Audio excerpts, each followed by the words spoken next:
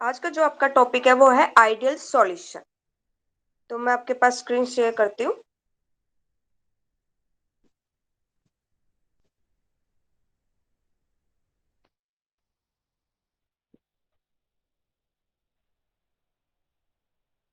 PDF show हो रही है ना आपको? Yes ma'am.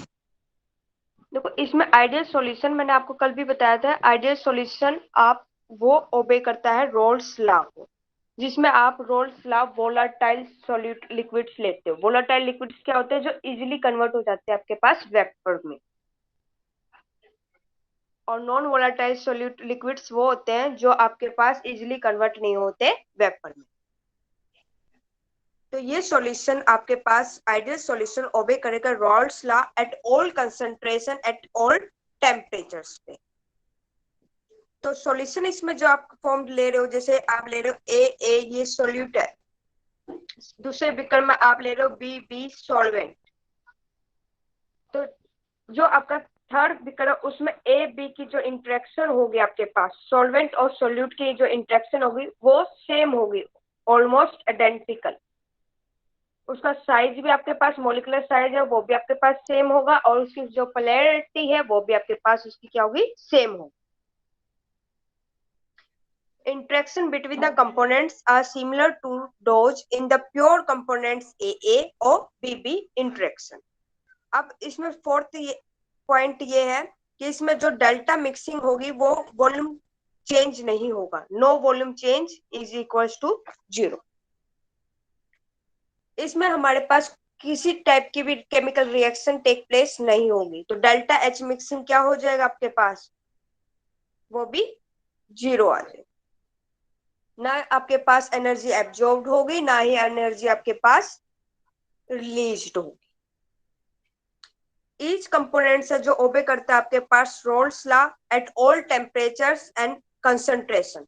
जो वोलाटाइल लिक्विड्स की थी, जो इजीली कन्वर्ट हो रही थी आपके पास वेपर में, उसकी क्या था आपके पास?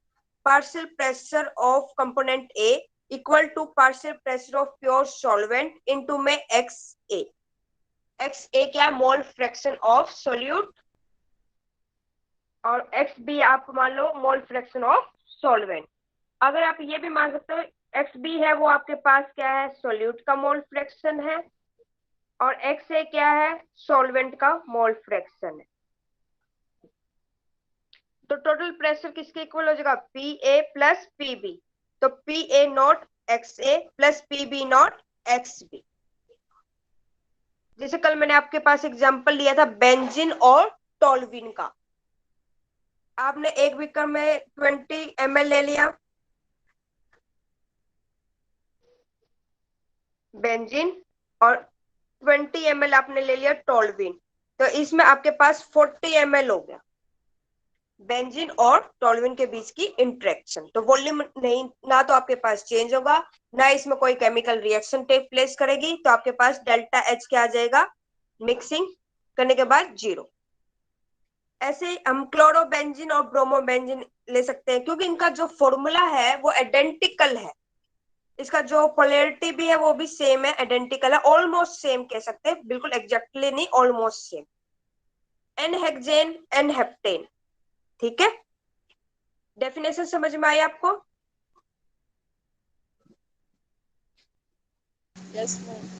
Yes ma'am. नेक्स्ट है vapour pressure curve for ideal solution. According to, अगर हम रोल्स लॉ के अकॉर्डिंग चलते हैं तो वोलाटाइल लिक्विड्स में हमारे पास वैल्यू क्या थी? P A equal to P A naught X A. P B की क्या थी? P B naught X B. जब हम एक्स ए की वैल्यू 1 मानते हैं तो हमारे पास पी ए किसके इक्वल आ जाता है? पी ए नॉट की। और अगर हम एक्स ए की वैल्यू 0 मान लेते हैं तो पी ए किसके इक्वल आ जाता है? 0 के इक्वल। डिक्रीज हो रही है हमारे पास। तो अगर हम एक केस ये भी है, फिर एक्स बी की वैल्यू हम यहाँ पे क्या मानेंगे? 1। तो पी बी किसके इक्वल आ जाएगा? P B naught. और एक बार हम एक्स बी की वैल्यू 0 करेंगे तो हमारे पास पी बी किसके इक्वल आ जाएगा? 0 के इक्वल। जब हम प्लॉट करते हैं ग्राफ वेपर प्रेशर और मोल फ्रैक्शन के बीच में, तो हमारे पास एक्स ए इक्वल टू 1 है, और एक्स बी क्या है, 0 है। इस साइड एक्स ए 0 है और एक्स बी क्या है, 1 है। अब जब हमने एक्स ए 1 पुट किया तो पी किसके इक्वल आ गया, वेपर प्रेशर किसके इक्वल आ गया, पी ए नोट के। तो ये मान लो कि पी ए नोट यहाँ पे है हमारे पास। जब हमने एक्स बी को 1 माना तो हमारे पास पार्शियल प्रेशर जो पीबी का है वो किसके इक्वल आ गया, पीबी नोट के, वेपर प्रेशर। ठीक है। अब हमने एक्स ए कंपोनेंट में हम नॉन वोलेटाइल सोल्यूट ऐड कर रहे हैं, वो है एक्स बी। तो एक्स बी की कंसेंट्रेशन हम बढ़ा रहे हैं तो एक्स ए की कंसेंट्रेशन क्या हो रही है, डिक्रीज हो रही है। तो ऐसे ऐसे वेपर प्रेशर भी हमारे पास क्या होगा, डिक्रीज होगा। जब हम लेफ्ट टू राइट चलेंगे, जब राइट टू लेफ्ट मूव करेंगे तो हम यहाँ पे ए की कंसेंट्रेशन को बढ़ा रहे हैं, तो हमारे पास बी की जो कंसेंट्रेशन है वो डिक्रीज होगी। तो वेपर प्रेशर भी क्या होगा, हमारे पास डिक्रीज होगा। ठीक है। तो कंपोनेंट बी हम ऐड करते जा रहे हैं तो कंपोनेंट ए में, तो उसका जो मोल फ्रैक्शन है वो आपके पास डिक्रीज होगा। तो वेपर प्रेशर भी आपके पास डिक्रीज होगा along the line first becomes 0। ऐसे ही सेकेंड में हमारे पास कंपोनेंट ए हम ऐड करेंगे, कंपोनेंट बी की जो मोल फ्रैक्शन है वो डिक्रीज होगा। तो वेपर प्रेशर भी क्या होगा, हमारे पास डिक्रीज होगा along the line second till it becomes 0। ठीक है। तो ये हमारे पास होगा टोटल प्रेशर, फिर क्या होगा, पी ए नॉट और पी बी नॉट के इक्वल।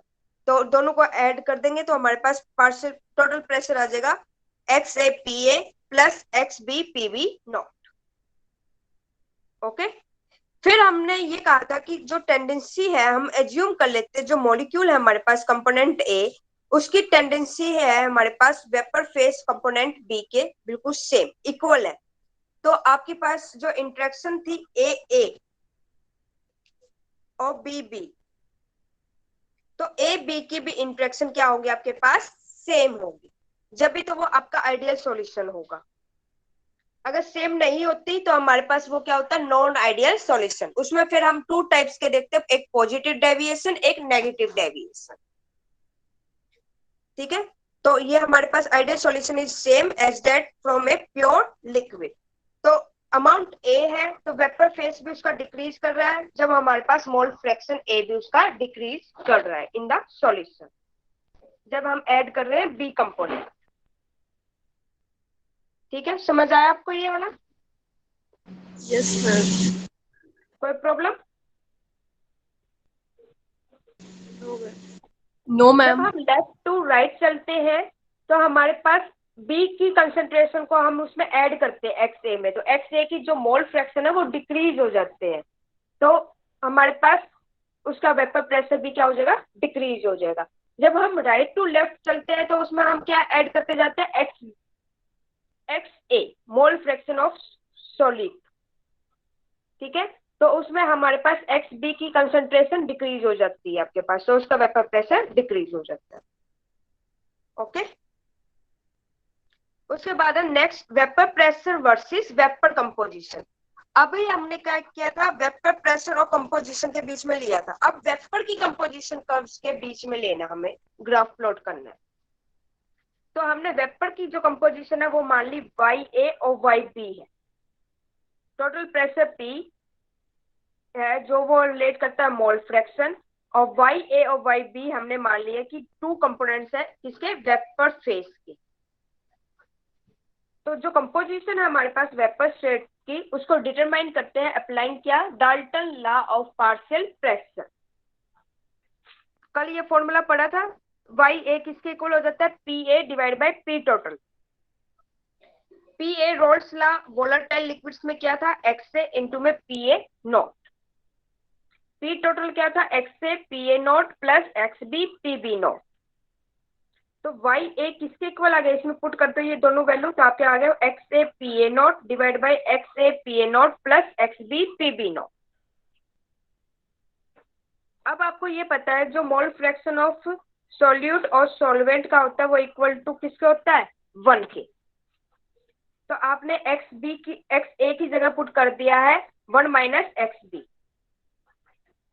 तो P A naught plus X B P B naught. तो X A P A naught divide by P B naught minus P A naught X B plus P A naught. जब आपका जो ये mole fraction x ए है वो equal नहीं होगा आपके पास mole fraction in the vapour phase. खाली आपको छोड़ना है P A equal to P B को छोड़ के। अगर पी ए इक्वल हो जाए पी बी नॉट के तो हमारे पास ये मोल फ्रैक्शन जो लिक्विड का है वो इक्वल हो जाएगा मोल फ्रैक्शन ऑफ वेपर फेज की।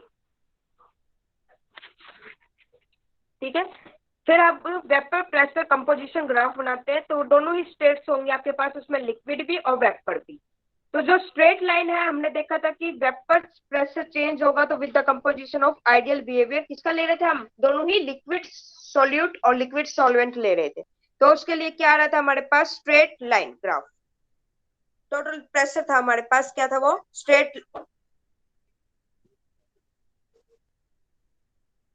Straight line graph. Okay, Yes, ma'am.